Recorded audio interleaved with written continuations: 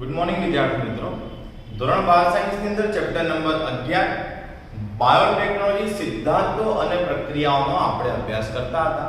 આ ચેપ્ટરમાં આપણે એક જ થિયરી ભણવાની હતી જેનું નામ છે રીકોમ્બિનન્ટ ડીએનએ પદ્ધતિ એટલે કે પુનઃ સંયોજિત ડીએનએ. આ પદ્ધતિ માટે આપણે સૌથી પહેલા જરૂરી ઉપકરણોનો અભ્યાસ કરતા હતા જેમાં આપણે રિસ્ટ્રિક્શન ઉત્સેચકો ભણી ગયા અને ગયા લેક્ચરમાં આપણે વાહકોની બેઝિક ઇન્ફોર્મેશન મેળવી. જ્યારે આજે આપણે વાહકોની ચાર લાક્ષણિકતાઓ ભણવાની છે.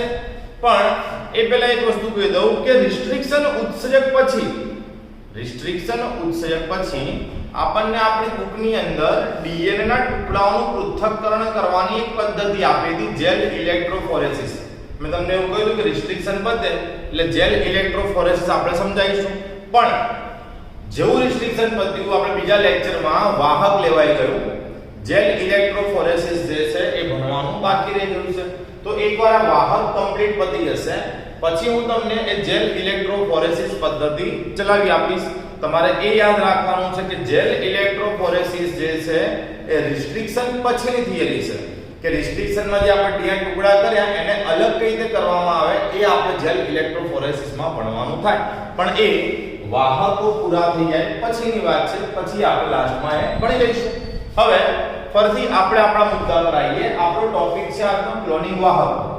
ગયા લેક્ચરમાં વાહકોની બેઝિક ઇન્ફોર્મેશન આપણે મેળવી કે ભાઈ આપણે જે રિસ્ટ્રિક્શનની મદદથી ઇચ્છિત ડીએનએ તોડીએ છીએ એ ટુકડાને આપણે વાહકના ડીએનએ સાથે જોડીએ છીએ, જેના કારણે વાહકના ડીએનએ નું સંયોજન થાય એટલે આપણો ઇચ્છિત ડીએનએ પણ બેવડે. વાહક તરીકે આપણે મોટા ભાગે પ્લાઝમિડ અથવા તો બેક્ટેરિયોફેજ વાપરીએ છીએ. ગઈકાલે આપણે એવું કહ્યું હતું કે વાહક તરીકે પ્લાઝમિડ કે બેક્ટેરિયોફેજને આપણે ક્યારે વાપરી શકીએ તો જ્યારે એની પાસે ચાર લાક્ષણિકતાઓ હોય. કઈ? સ્વયંજનનની ઉત્પત્તિ, પસંદગીમાન રેખક, ક્લોનિંગ જગ્યાઓ અને લાસ્ટમાં વનસ્પતિ અને પ્રાણીઓમાં ક્લોનિંગ જનીન માટેના વાહક. ઓકે, હવે સમજો કે ચાર મુદ્દાઓ છે. ચાર મુદ્દાઓ આખા બોર્ડ ઉપર હું નહીં લખી શકું. હું તમને આખું કન્સેપ્ટ ક્લિયર સમજાવી દઈશ. ઘટના શું ઘટી, કઈ રીતે થયું, આખી થિયરીઓ જે છે અહીંયા આપણે તમને સમજાવી દઈશું. પણ તમારે આ બધી જ ઘટના જે છે એ લખવાની બુકમાંથી રહેશે. હું તમને આખો ટોપિક જે છે એ ક્લિયર કરાવી આપીશ. તો જોઈએ સૌથી પહેલા સ્વયંજનનની ઉત્પત્તિ. સમજો કે આ કોઈ વાહક છે. વાહક ઇટ મીન્સ કે પ્લાઝમિડ છે. ચલો ઓકે, અને અહીંયા આપણો ઇચ્છિત ડીએનએ છે. હવે ઇચ્છિત ડીએનએ ને આપણે રિસ્ટ્રિક્શન ઉત્સેચક વડે કાપ્યો. એ જ રિસ્ટ્રિક્શન વડે આપણે વાહકના ડીએનએ બી કાપ્યો. બરાબર. હવે આપણે શું કરીએ છે, આપણે આપણો ઇચ્છિત ડીએનએ જે છે, આપણો ઇચ્છિત ડીએનએ એના ટુકડાને વાહકના ડીએનએ સાથે જોડીએ છીએ. આપણે એવું કેમ કરીએ છીએ?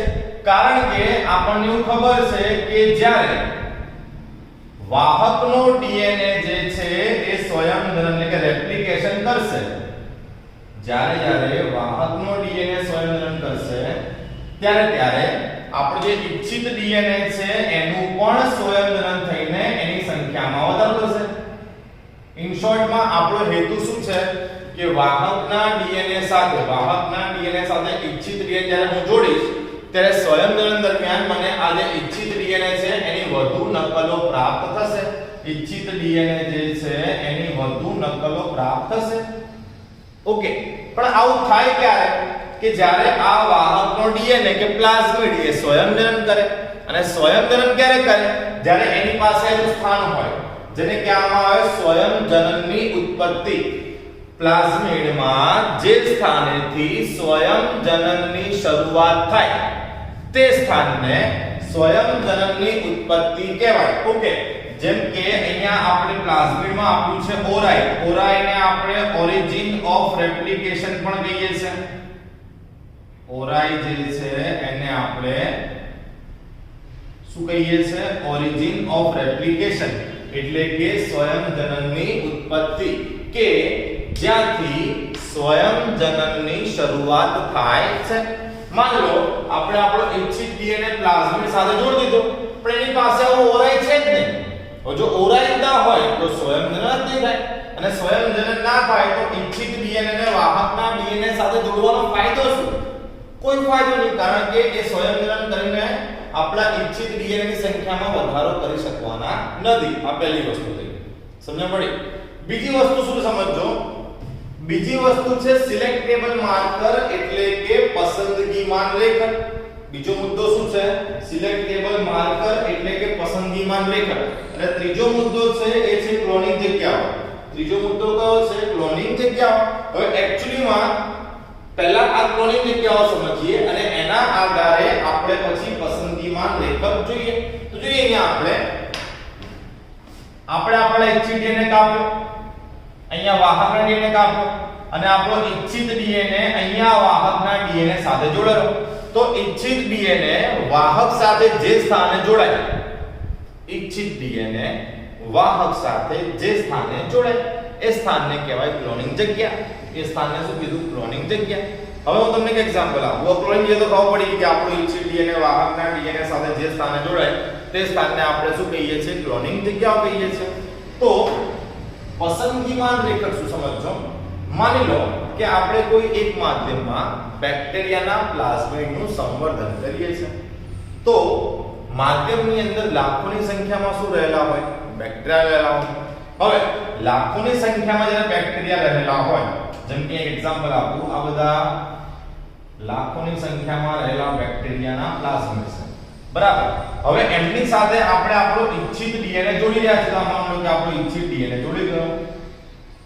તો હવે લાખોની સંખ્યામાં બેક્ટેરિયા હોય તેવું થાય કે કેટલાક બેક્ટેરિયાના પ્લાઝમિડ સાથે આપણો ઇચ્છિત ડીએનએ જોડાય છે, જ્યારે કેટલાક પ્લાઝમિડ સાથે આપણો ઇચ્છિત ડીએનએ જોડાયો નથી. મતલબ કે માધ્યમમાં અત્યારે બે પ્રકારના પ્લાઝમિડ થયા. કયા કયા? તો એક જેમની પાસે આપણો ઇચ્છિત ડીએનએ છે, અને બીજા જેમની પાસે આપણો ઇચ્છિત ડીએનએ નથી. તો કોની પાસે આપણો ઇચ્છિત ડીએનએ છે અને કોની પાસે નથી એ ઓળખવાની પ્રક્રિયામાં જે જનીન આપણને મદદ કરે એ જનીનને કહેવામાં આવે પસંદગીમાન શૃંખલા. મોટા ભાગે કોઈ પણ એન્ટીબાયોટિકના જે અવરોધક છે એ એન્ટીબાયોટિકના અવરોધક, કોઈ પણ એન્ટીબાયોટિકના અવરોધક જે છે એ અવરોધક પસંદગીમાન લેખક તરીકે વર્તે છે. અને આ પસંદગીમાન લેખક જે છે એની ડિટેલમાં માહિતી એક્ચ્યુઅલી આપણને એમણે ક્લોનિંગ જગ્યાવાળા ફકરામાં આપી છે, બરાબર. તો ફરીથી એકવાર ઇચ્છિત ડીએનએ ને આપણે કોણ જોડ્યો? વાહકના ડીએનએ સાથે. કેમ? કારણ કે આપણે એની વધુ નકલો મેળવવી છે. તો વધુ નકલો મેળવવા માટે એની પાસે કયું સ્થાન હોવું જોઈએ? પહેલા તો સ્વયંજનનની ઉત્પત્તિ. હવે ઇચ્છિત ડીએનએ જે છે વાહકના ડીએનએ સાથે જોડાય છે. લાખોની સંખ્યામાં વાહકના ડીએનએ છે, લાખોની સંખ્યામાં ઇચ્છિત ડીએનએ બંને ભેગા કરો તો કોની સાથે આપણો ઇચ્છિત ડીએનએ જોડાયો અને કોની સાથે નથી જોડાયો એ નક્કી કરવામાં જે આપણને મદદ કરે એ કોણ કહીશું આપણે? પસંદગીમાન લેખક. અને આપણો ઇચ્છિત ડીએનએ વાહકના ડીએનએ સાથે જે સ્થાને જોડાય એ સ્થાનને આપણે શું કહીએ છીએ? ક્લોનિંગ જગ્યાઓ. તો જો આમાંથી ક્લોનિંગ જગ્યાઓ જે તમને બુકમાં આપી છે એ એક્ઝામમાં પૂછાઈ શકે, એક્ઝામમાં પૂછાય શક્યતા વધારે. તો એને થોડું ડિટેલમાં આપણે સમજીએ. ઓકે, સ્વયંજનનની ઉત્પત્તિ ઓકે છે, પસંદગીમાન લેખક બી તો વાંચો તો આવડી જશે. એનો કન્સેપ્ટ થોડો ઘણો અહીંયા ક્લોનિંગ જગ્યામાં આપ્યો છે એ બી આપણે અત્યારે કવર કરી લઈશું. તો જો આપણે વાત કરીએ ક્લોનિંગ જગ્યાની, તો ઇચ્છિત ડીએનએ ને કાપવા માટે આપણે જે રિસ્ટ્રિક્શન ઉત્સેચક વાપરીએ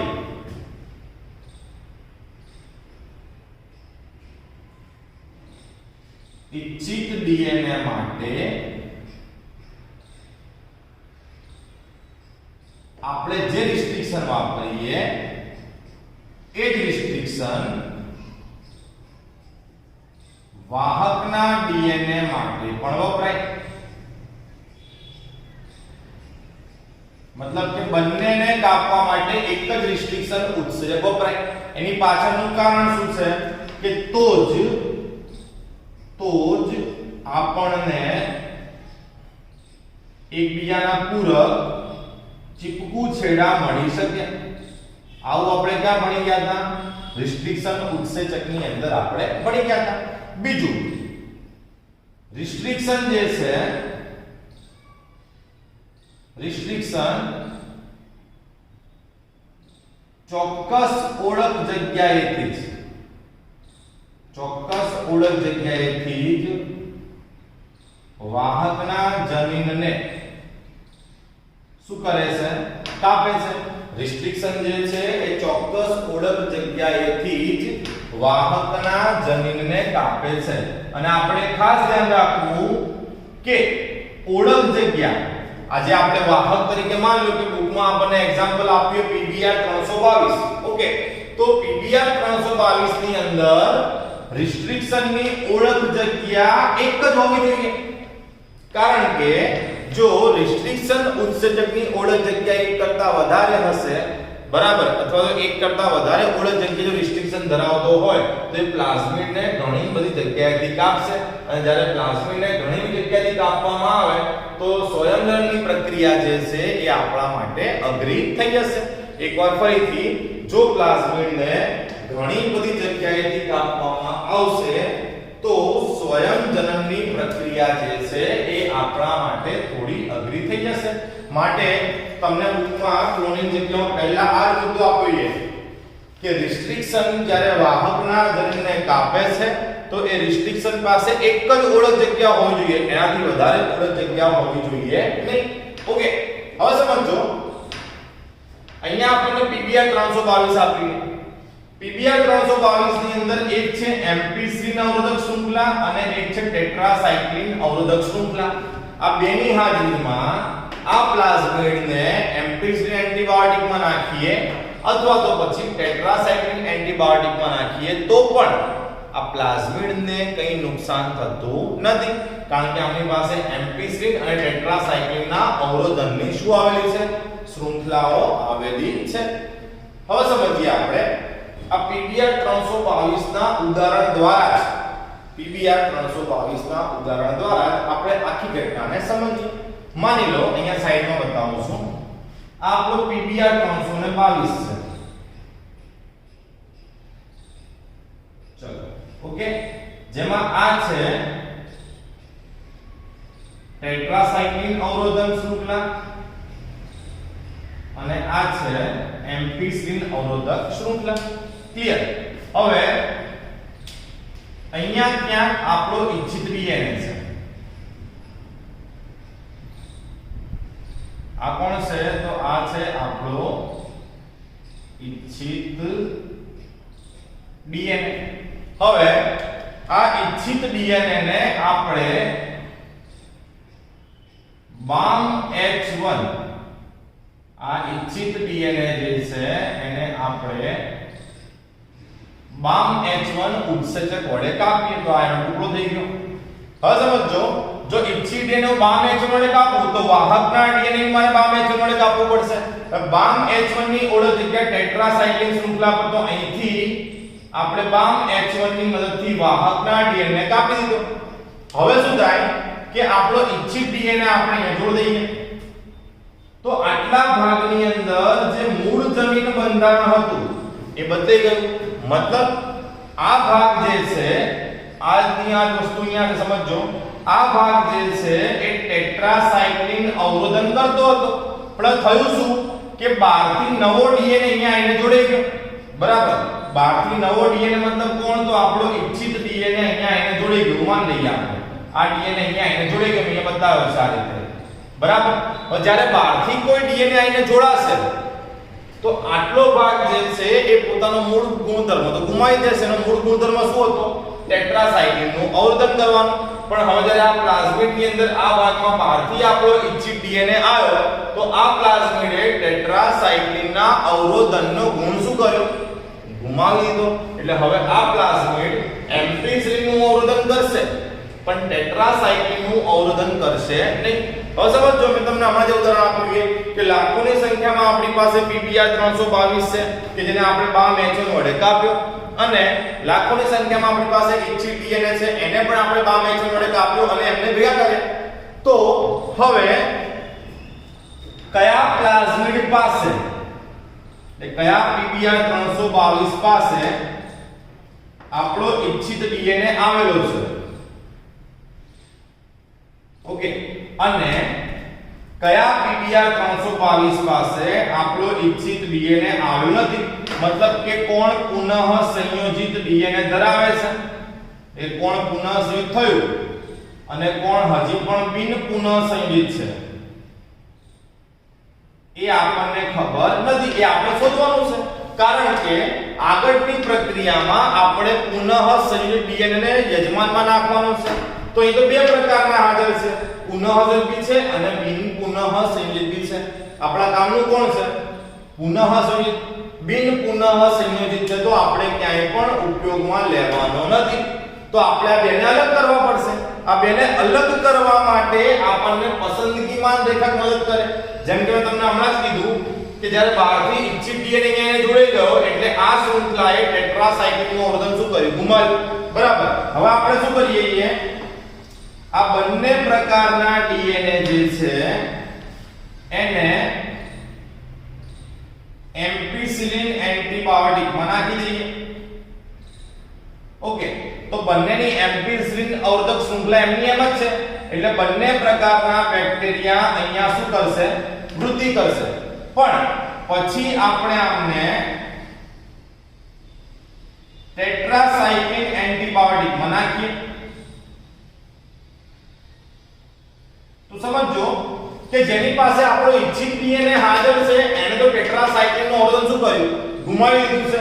મતલબ કે જેની પાસે આપણો ઈચ્છિત ડીએનએ નથી એવા પ્લાઝમિડની વૃદ્ધિ થશે, જ્યારે જેની પાસે આપણો ઈચ્છિત ડીએનએ છે એવા પ્લાઝમિડ વૃદ્ધિ પામશે નહીં. વૃદ્ધિ પામશે નહીં મતલબ નાશ થશે. તો આપણને ખબર પડી ગઈ કે જે પ્લાઝમિડનો નાશ થયો એ પ્લાઝમિડ પાસે આપણો ઈચ્છિત ડીએનએ હતો. વિચારવાની વસ્તુ સમજો. થયું શું છે? આપણો ઈચ્છિત ડીએનએ અહીંયા ટેટ્રાસાયક્લિન વાળી શૃંખલા પર આવીને જોડાયો એટલે આ પ્લાઝમિડે ટેટ્રાસાયક્લિનનું અવરોધન શું કર્યું? ગુમાવી કાઢ્યું. હવે કેટલાક પ્લાઝમિડ એવા છે કે જેની પાસે આપણો ઈચ્છિત ડીએનએ આવ્યો નથી તો એનું ટેટ્રાસાયક્લિન અવરોધન એમનું એમ જ છે. આ બંને પ્રકારના પ્લાઝમિડને આપણે એમ્પિસિલિન માં નાખ્યા તો એમ્પિસિલિન તો એમનું એમ જ છે. ઓકે, એમ્પિસિલિન એન્ટીબાયોટિક વાળી શૃંખલા ઉપર કોઈ અસર થઈ નથી એટલે બંને પ્રકારના પ્લાઝમિડ એમ્પિસિલિન માધ્યમ પર વૃદ્ધિ કરે. પણ જ્યારે હું એને ટેટ્રાસાયક્લિન માધ્યમ પર નાખી દઈશ ત્યારે જેની પાસે આપણે ઈચ્છિત ડીએનએ છે એને તો ટેટ્રાસાયક્લિનનું અવરોધન ગુમાવી દીધું છે એટલે એ વૃદ્ધિ નહીં કરે. જ્યારે બિન પુનઃ સંયોજિત મતલબ કે જેની પાસે આપણો ઈચ્છિત ડીએનએ નથી એ આરામથી શું કરશે? વૃદ્ધિ કરશે. તો હવે જેનો નાશ થઈ ગયો ટેટ્રાસાયક્લિન માધ્યમમાં એની પાસે આપણો બિન પુનઃ સંયોજિત ડીએનએ હતો. વિચારવાની વસ્તુ જો ચોપડી વાળા આવો કેમ આપણે યાદથી નહીં ખબર પડી કે જેનો નાશ થઈ ગયો એની પાસે આપણો પુનઃ સંયોજિત ડીએનએ એટલે કે ઈચ્છિત ડીએનએ હાજર હતો. પણ હવે તમે એને આગળ પ્રક્રિયામાં કઈ રીતે વાપરશો? આગળ પ્રક્રિયામાં એને વાપરી દઈ શકીએ. આગળ પ્રક્રિયામાં આપણે કેમ નહીં વાપરી શકીએ? કારણ કે ઓલરેડી એનો શું થઈ ગયો? નાશ થઈ ગયો. સમજ પડી? પસંદગીમાન રેખક આ એમ્પિસિલિન અવરોધક શૃંખલા અને ટેટ્રાસાયક્લિન અવરોધક શૃંખલા એમાંની ટેટ્રાસાયક્લિન એ આપણી પસંદગીમાન રેખક બની કે એને આપણને કહ્યું કે ભાઈ આની પાસે ઈચ્છિત ડીએનએ છે આની પાસે નથી. કઈ રીતે ખબર પડી? ઈચ્છિત ડીએનએ જેવો આપણો અહીંયા જોડાયો ટેટ્રાસાયક્લિન અવરોધન એમણે શું કર્યું? ગુમાવી દીધું. એટલે જેવું ટેટ્રાસાયક્લિન માધ્યમમાં નાખ્યું જેની પાસે ઈચ્છિત ડીએનએ હતો એ નાશ થઈ ગયો. તો ખબર પડી કે ભાઈ જે નાશ થઈ ગયો એની પાસે આપણો શું હતું? ઈચ્છિત ડીએનએ. પણ લોચા ક્યાં પડ્યા કે એનો તો નાશ થઈ ગયો. નાશ થઈ ગયો તો હવે આગળ એનો ઉપયોગ કઈ રીતે કરવો? કારણ કે આગળનો ઉપયોગ થઈ શકે નહીં. તો નવી બુકમાં આનો એક વૈકલ્પિક રસ્તો આપ્યો છે. નવી બુકમાં આપણને શું કીધું છે કે ટેટ્રાસાયક્લિન અવરોધન જ્યારે નવો ડીએનએ જોડાય એટલે આ પ્લાઝમિડ ટેટ્રાસાયક્લિન અવરોધન શું કરે? ગુમાવી દે. અને જો પ્લાઝમિડ ટેટ્રાસાયક્લિન અવરોધનને ગુમાવી દેશે પ્લાઝમિડ ટેટ્રાસાયક્લિન અવરોધનને ગુમાવી દેશે તો પ્રક્રિયા જટિલ બનશે એવું આપણે ચોપડીમાં કીધું છે. પણ પ્રક્રિયા જટિલ બનવાનો મતલબ તમને ખબર પડે કે પ્રક્રિયા થશે જ નહીં. કેમ નહીં થાય? કારણ કે જે આપણો પુનઃ સંયોજિત ડીએનએ હતો જેવું મેં ટેટ્રાસાયક્લિન માધ્યમમાં નાખ્યું છે એની વૃદ્ધિ થઈ જ નહીં મતલબ કે એ પ્લાઝમિડ તો મરી ગયો. તો આનો ઓપ્શન શું હોઈ શકે? મતલબ કે ટેટ્રાસાયક્લિન અવરોધન વાળા આખા મુદ્દા પરથી એ તો ખબર પડી ગઈ કે કોની પાસે આપણો ઈચ્છિત ડીએનએ છે. પણ ખબર પડીને મતલબ શું? કારણ કે ખબર પડતાની સાથે એ બી ખબર પડી ગઈ કે જેની પાસે આપણો ઇચ્છિત ડીએનએ છે એનો આપણે નાશ કરી નાખ્યો. તો આ તો ખોટી વસ્તુ પડે. આ રીતે પ્રક્રિયા આગળ જઈ શકે નહીં. તો આનું ઓલ્ટરનેટ આપણને બુકમાં આપ્યું છે. બરાબર. તો આનું સોલ્યુશન આપણને બુકમાં શું આપ્યું છે? હવે આપણે સોલ્યુશન તરફ જઈએ. ઓકે. તો જો એકવાર તમને સ્ક્રીનશોટ લેવો હોય આટલા ભાગનો સ્ક્રીનશોટ લઈ લો, પછી આગળ વધીએ આપણે. ઓકે. તો જો અહીંયા થઈ શું રહ્યું છે પહેલા આપણે સમજીએ કે ઇચ્છિત ડીએનએ જે છે એ ઇચ્છિત ડીએનએ વાહકના ડીએનએ સાથે અહીંયા જોડાયો, એટલે એને ટેટ્રાસાયક્લિન અવરોધન શું કર્યું? ગુમાવ્યું. હવે કોની પાસે ઇચ્છિત ડીએનએ છે અને કોની પાસે નથી એ નક્કી કરવા માટે આપણે ક્યાં લઈ ગયા? ટેટ્રાસાયક્લિન ઉપર. તો જેની પાસે આપણો ઇચ્છિત ડીએનએ હતો એ તો મરી ગયો.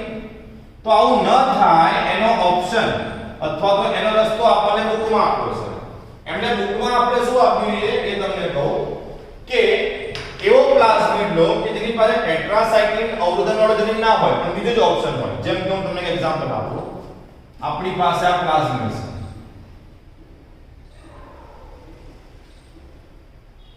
अब प्लाज्मिड ની આ જે શૃંખલા છે, प्लाज्मिड ની આ જે શૃંખલા છે, આ શૃંખલા બીટા આ શૃંખલા જે છે એકવાર ફરીથી અહીંયા આગળની સાઈડ લખીએ, ત્યાં કદાચ દેખાય ના દેખાય. ઓકે, અહીંયા લખીએ આપણે. બુકમાં આપણને ઓપ્શન શું આપ્યો છે? તો બુકમાં આપણને ઓલ્ટરનેટ રસ્તો એવો આપ્યો કે આપણે એવો પ્લાઝમિડ પસંદ કરીએ કે જેની પાસે ટેટ્રાસાયક્લિન અવરોધન ના હોય પણ એની જેમ કે આયરી શૃંખલા. તો આ શૃંખલા જે છે એ બીટા ગેલેક્ટોસાઇડેઝ બનાવતી હોય. આ શૃંખલા જે છે એની પાસે બીટા ગેલેક્ટોસાઇડેઝ બનાવવાની ક્ષમતા છે. ઓકે, આ બીટા ગેલેક્ટોસાઇડેઝ નામનો ઉત્સેચક છે એ ડાયસેકેરાઇડ નું પાચન કરવાની ક્ષમતા ધરાવે છે. અને ડાયસેકેરાઇડ નું પાચન થાય એટલે રંગ પરિવર્તનની ઘટના જોવા ધીમે ધીમે સમજીએ. આ પ્લાઝમિડ એની પાસે આ શૃંખલા જે શું બનાવે છે? બીટા ગેલેક્ટોસાઇડેઝ બનાવવાની માહિતી ધરાવે છે. બીટા ગેલેક્ટોસાઇડેઝ એ ડાયસેકેરાઇડ નું પાચન કરે. આટલું ક્લિયર. હવે સમજો, અહીંયા ક્યાંક આયો આપણો ઇચ્છિત ડીએનએ છે. આપણો કોણ છે? ઇચ્છિત ડીએનએ. હવે હું ઇચ્છિત ડીએનએ જે રિસ્ટ્રિક્શન વડે કાપીશ એ જ રિસ્ટ્રિક્શન વડે અહીંયાથી બી કાપીશું આપણે, એટલે આટલો ભાગ કપાઈ ગયો. ઓકે, હવે આ ભાગ જે કપાયો ત્યાં આપણે આપણો કયો ડીએનએ જોડી દઈશું? તો ત્યાં આપણે આપણો ઇચ્છિત ડીએનએ જોડી દઈશું. હવે જેવો ઇચ્છિત ડીએનએ જોડાઈ ગયો, આ જનીન જે છે એ બીટા ગેલેક્ટોસાઇડેઝ બનાવવાની ક્ષમતા ગુમાવી દેશે. બરાબર. મતલબ કે સંવર્ધન માધ્યમમાં 1 લાખ આવા જનીન હોય અને એમની સામે આપણી પાસે 1 લાખ ઇચ્છિત ડીએનએ છે, આપણે એમને મિક્સ કરીએ તો કોની પાસે આપણો ઇચ્છિત ડીએનએ આવ્યો અને કોની પાસે નહીં આવ્યો એ આપણને કઈ રીતે ખબર પડે? સમજો, બે પ્રકારના. એક કે જેની પાસે આપણો ઇચ્છિત ડીએનએ છે અને બીજો એવો પ્લાઝમિડ હશે કે જેની પાસે આપણો ઇચ્છિત ડીએનએ હાજર નથી. આ બે પ્રકારના ડીએનએ હાલ છે, પણ આપણને ખબર નથી કે કોની પાસે આપણો ઇચ્છિત ડીએનએ છે અને કોની પાસે નથી. તો આપણે આ બંનેને X ગેલ નામના ડાયસેકેરાઇડમાં નાખીશું. બંનેને આપણે X ગેલ નામના ડાયસેકેરાઇડમાં નાખીશું. બરાબર. હવે જે પ્લાઝમિડ બીટા ગેલેક્ટોસાઇડેઝ બનાવશે, જે પ્લાઝમિડ બીટા ગેલેક્ટોસાઇડેઝ બનાવે તે ડાયસેકેરાઇડ નું પાચન કરી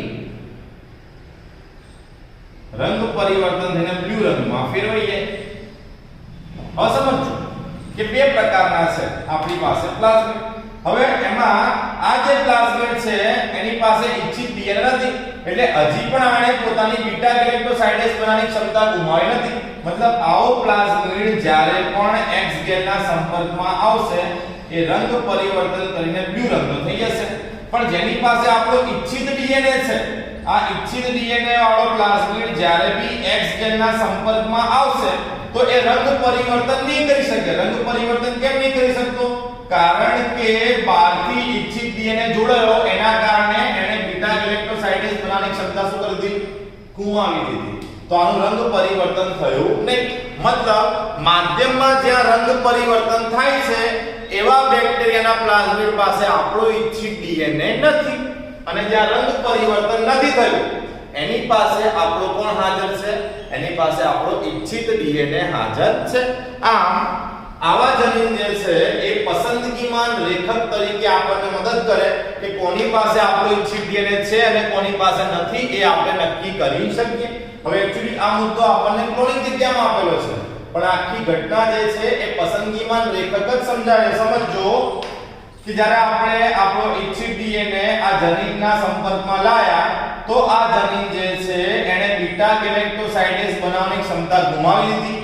આ બીટા ગેલેક્ટોસાઇડેઝ બનાવવાની ક્ષમતા એમણે ગુમાવી, એને નિવેશી નિષ્ક્રિયતા તરીકે ઓળખવામાં આવે છે. આ ઘટનાને શું કહીએ છીએ? નિવેશી નિષ્ક્રિયતા તરીકે ઓળખવામાં આવે છે. એકવાર ફરીથી બહુ ટફ વસ્તુ છે પણ એકવાર ખબર પડી ગઈ તો વાંધો આવશે નહીં. જેટલી માથાકૂટ છે બધી આની છે. કોની? જે પસંદગીમાં રેખકની. પહેલું આપણે ભણતા સ્વયંજનની ઉત્પત્તિ, જ્યાંથી સ્વયંજનની શું થાય? શરૂઆત થાય. ઓકે, જેવો આપણો ઇચ્છિત ડીએનએ જે છે એ વાહકના ડીએનએ સાથે જોડાય એટલે ત્યાંથી કોઈ સ્વયંજનન થવું જોઈએ. સ્વયંજનન થવા માટે પ્લાઝમિડ પાસે ઓરાય એટલે કે સ્વયંજનનની ઉત્પત્તિનું સ્થાન હોવું જોઈએ. પછી હતી ક્લોનિંગ જગ્યા. એટલે આપણે જ્યાંથી ઇચ્છિત ડીએનએ કાપ્યો એ જ રિસ્ટ્રિક્શન વડે કોને કાપ્યો? વાહકના ડીએનએ. પછી વાહકના ડીએનએ સાથે આપણે આપણો ઇચ્છિત ડીએનએ જોડ્યો તો જે જગ્યાએ જોડાશે એ જગ્યાને શું કીધું આપણે? ક્લોનિંગ જગ્યાઓ. હવે સમજો કે જ્યાં આપણો ઇચ્છિત ડીએનએ જોડાશે એ ભાગની અંદર જનીન જે કંઈ બી કાર્ય કરતો હશે ક્ષમતા ગુમાઈ જશે. જેમ કે આ ભાગમાં જનીન ટેટ્રાસાઇક્લિનનું અવરોધન કરતો હતો, પણ જેવો આપણો ઇચ્છિત ડીએનએ આવ્યો એને ટેટ્રાસાઇક્લિનનું અવરોધક શું કર્યું? ગુમાઈ કાઢ્યું. એટલે આ જનીન આપણો પસંદગીમાન રેખક બનશે કે જે આપણને શોધી આપશે કે કોની પાસે ઇચ્છિત ડીએનએ છે અને કોની પાસે ઇચ્છિત ડીએનએ નથી. જેમ કે અહીંયા ટેટ્રાસાઇક્લિન અવરોધન કર્યું. હવે શું થાય? આપણે જેટલા પણ બેક્ટેરિયા છે એને આપણે ટેટ્રાસાઇક્લિનના માધ્યમમાં નાખીશું તો જે બેક્ટેરિયા પાસે આપણો ઇચ્છિત ડીએનએ છે એ ટેટ્રાસાઇક્લિનના માધ્યમમાં વૃદ્ધિ પામી નહીં શકે, એટલે કે મરી જશે. મરી જશે સાબિત થયું કે જે મરી ગયા આપણા કામના હતા, પણ એ તો મરી ગયા તો આપણે ઉપયોગમાં લઈ શકવાના નથી. તો એનો ઓલ્ટરનેટ રસ્તો બુકમાં શું આપવો જોઈએ કે તમે ટેટ્રાસાઇક્લિન અવરોધકના સ્થાને એવો જનીન પસંદ કરો કે જે શું બનાવતો હોય? બીટા ગેલેક્ટોસાઇડેઝ. હવે ત્યાંથી એને કાપીને, ત્યાંથી રિસ્ટ્રિક્શન વડે કાપીને આપણે શું નાખ્યો? આપણો ઇચ્છિત ડીએનએ. જો ઇચ્છિત ડીએનએ નાખ્યો એવી એને બીટા ગેલેક્ટોસાઇડેઝ બનાવવાની ક્ષમતા શું કરી દીધી? ગુમાવી દીધી. હવે જ્યારે આપણે આવા બેક્ટેરિયાને ડાયસેકેરાઇડના માધ્યમમાં નાખીશું તો બીટા ગેલેક્ટોસાઇડેઝ બનવાનો નથી.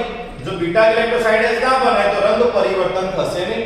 મતલબ એક અર્થ એવો થયો કે આ બીટા ગેલેક્ટોસાઇડેઝ બનાવવાની ક્ષમતા ગુમાવી. કેમ ગુમાવી? કારણ કે એની પાસે આપણો ઇચ્છિત ડીએનએ છે. મતલબ આ જનીન આપણો પસંદગીમાન રેખક બની ગયો કે જેને આપણને શોધી આપ્યું કે કોની પાસે ઇચ્છિત ડીએનએ છે, કોની પાસે નથી. તો આજે આપણે ત્રણ મુદ્દા પતાવીએ: સ્વયંજનનની ઉત્પત્તિ, પસંદગીમાન રેખક અને ક્લોનિંગ જગ્યાઓ. ઓકે, છેલ્લો મુદ્દો છે વનસ્પતિ અને પ્રાણીઓમાં ક્લોનિંગ જનીન માટેના વાહકો. તો એ પણ આપણે સમજાવી દઈએ. પહેલા આનો જ એક સ્ક્રીનશોટ લઈ લો એટલે તમને લખવામાં કે સમજવામાં ક્યાંય વાંધો ન આવે. ઓકે, ચલો તો લાસ્ટમાં આપણે જોઈ લઈએ હવે વનસ્પતિ અને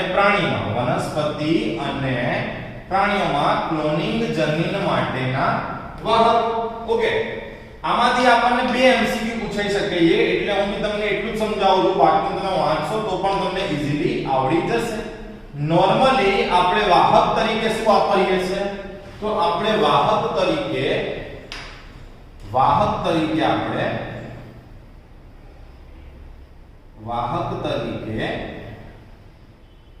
પ્લાઝમિડ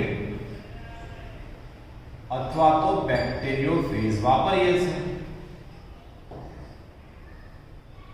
હવે ઘણા બધા પ્લાઝમિડ અને બેક્ટેરિયોફેજ જે છે એ વનસ્પતિ અને પ્રાણીઓ માટે રોગકારક હોય છે. જેમ કે એક વાહક છે એગ્રોબેક્ટેરિયમ ટ્યુમિફેસિયન્સ. એગ્રોબેક્ટેરિયમ ટ્યુમિફેસિયન્સ ફેશિયલ્સ. હવે આ વાહકની અંદર એક tDNA રહેલો છે. આ tDNA જે છે એ વનસ્પતિમાં ગાંઠ પ્રેરક છે, એટલે કે વનસ્પતિમાં શું ઉત્પન્ન કરે છે? ગાંઠ ઉત્પન્ન કરે છે. તો આને આપણે વાહક તરીકે કઈ રીતે વાપરવું? જ્યારે આપણે વાહક તરીકે વાપરીએ છીએ ત્યારે ટી પ્લાઝમિડ છે કે જે ટ્યુમર માટે જવાબદાર છે, આ ટી પ્લાઝમિડને આપણે વાહકમાં રૂપાંતરિત કરી દઈએ છીએ. મતલબ કે આને આપણે એવા સ્વરૂપમાં રૂપાંતરિત કરી દઈએ છીએ કે જેના કારણે એ વનસ્પતિમાં રોગકારક રહેતું નથી. એ જ રીતે કેટલાક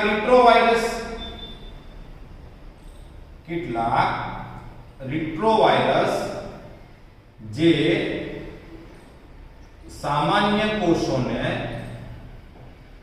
કેન્સરગ્રસ્ત કોષોમાં ફેરવી દેશે.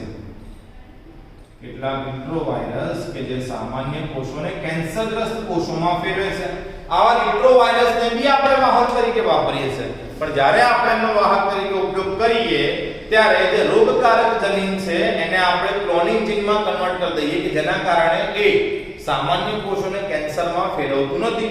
માની લો આવી કોઈ આપણે સારવાર આપીએ તો સીધે વાહક તરીકે ઉપયોગ કરી દઈએ તો ફાયદો થવાની જગ્યા ઉપર આપણે નુકસાન થાય. શું નુકસાન થાય?